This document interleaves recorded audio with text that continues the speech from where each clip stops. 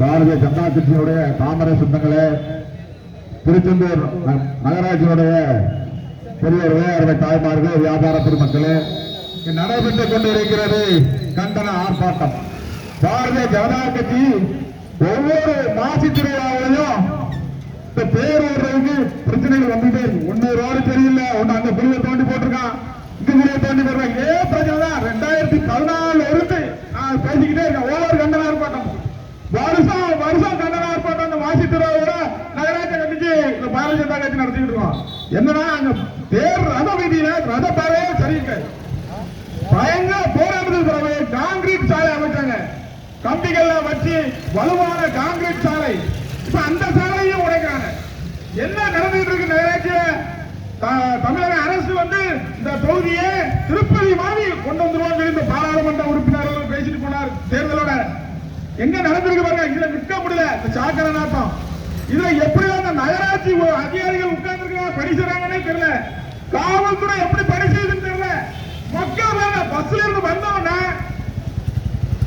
ஒரு திருச்செந்தூர் உள்ள நுழைஞ்சவன தெரிஞ்சிடும் திருச்செந்தூர் வந்துட்டு வெளியூர்ல. ஏன்னா அவ்வளவு சுகாதார சீர்கேடு, எல்லாத்திலையும் லஞ்ச ஊழல். திருச்செந்தூர் எடுத்துக்கிட்டாலே வரி, வீட்டு வரி 100% வசூலிச்சாங்க. இதை கேட்க முடியல, பொதுமக்கள் கேட்க முடியல.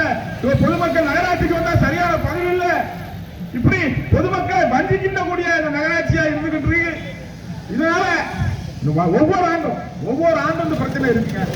அதனால இது வரக்கூடிய காலங்கள்ல பேருக்கு ஏதாவது பிரச்சனை என்றால் பாரதிய ஜனதா கட்சியோட பந்தனம் களத்துல வந்து நிற்போம். இன்னைக்கு பாத்தீங்கன்னா தோண்ட உடனே வந்துடும். 10 நாள் இருக்கு மாசி திருவிழா தொடங்க. அவ்வளவு அவசரம் என்ன? அங்க பாதாள சாகர திட்டம் வந்து 20 வருஷம் ஆச்சு. 20 வருஷம் பாதாள சாகர திட்டம் நிறைவேற்ற முடியல. இங்க புதுசா சாகர திட்டம், இந்த சாக்கரையை கிளீன் பண்ண முடியல.